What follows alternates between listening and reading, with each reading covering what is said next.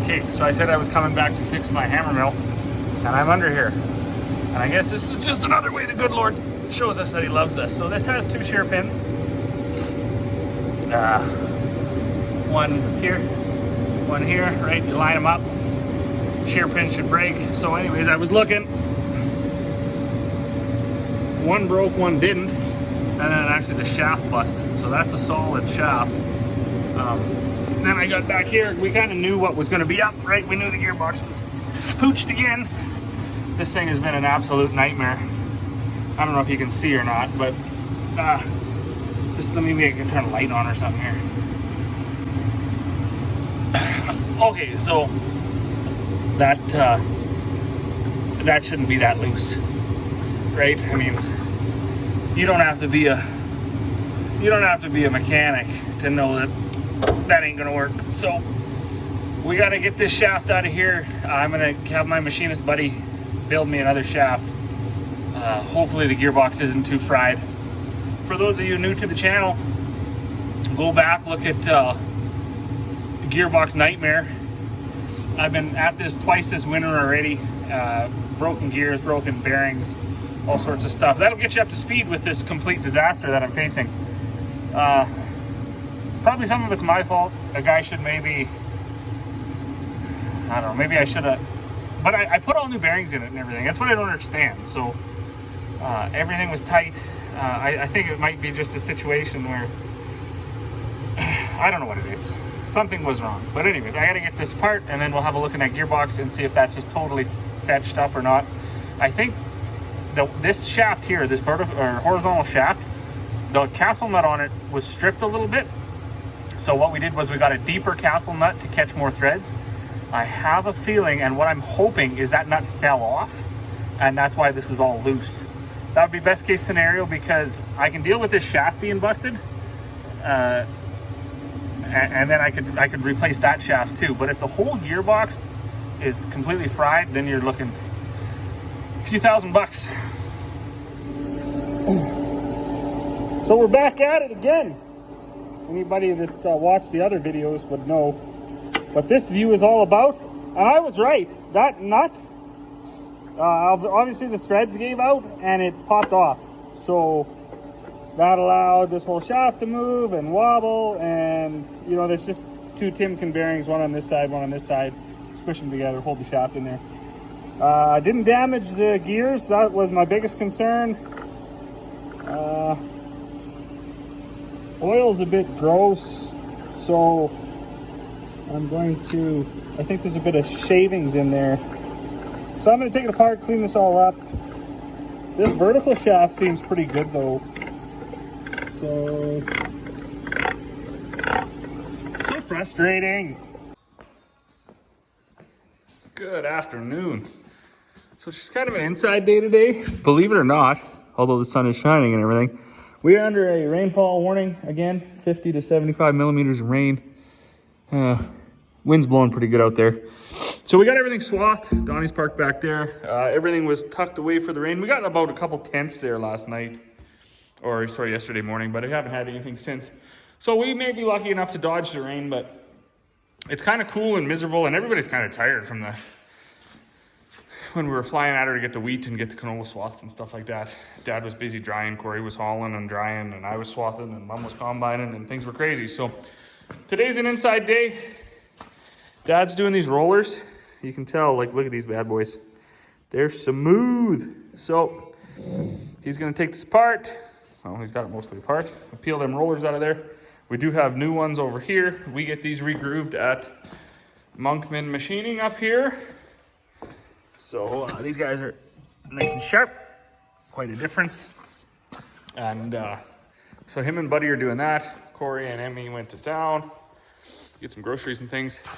And I'm putting the shaft together and the gearbox back together that also was fixed by Monkman Machining. So if you're in the piece and you're looking for a machinist, I'll put his number up on here. So he, that castle nut in there, the threads had stripped off of it. So he built that up and recut the threads. We got a new seal. This is all tight again. Thankfully there was no damage, but when that shaft broke, that's what had happened. That nut had backed off. This became real wobbly. put too much pressure on that. That hanger was broken that the shaft hung on. I had tried to weld it up, but it was just too flimsy, I guess. So things are progressing along pretty good. I'm going to just clean this face up just a little bit over here, put some more liquid gasket on here, put the cap back on, and then slide it back in, put the shaft on, put it back together. And then, yeah, we should be ready to roll. That's interesting. Yeah, crazy. Like, I know, I guess you can't see, but that's the weather that's threatening the 50 to 75 millimeters of rain. So hopefully we miss it because we got everything swathed. And this wind is helping to dry that all out. So.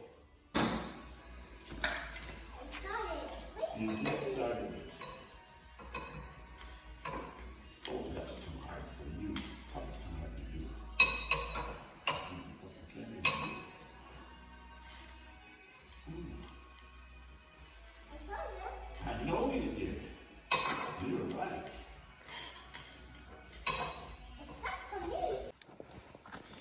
Good evening. So it was an inside the shop day mostly. We did get a little bit of rain, and it was kind of windy and stuff all day and cool. So one thing we had to do was switch out our rollers. So Dad and Buddy did that today.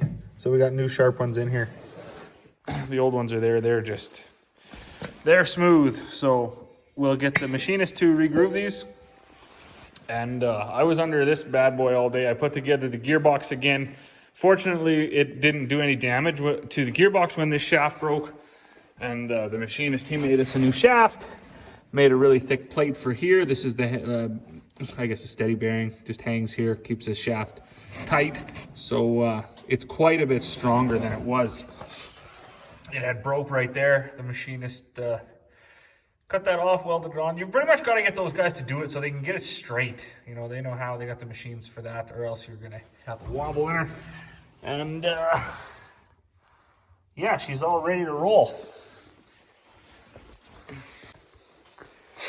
I was also cutting up a couple more pieces of steel here. So they're going to go under our scale that's over by our molasses tanks, because what's there,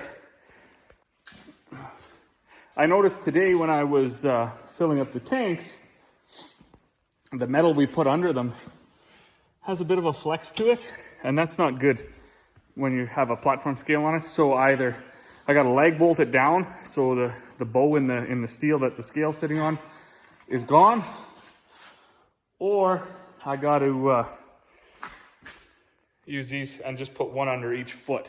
So that's what we're going to try tomorrow. Fortunately, we have so many scales around here, so we can double check them anyways.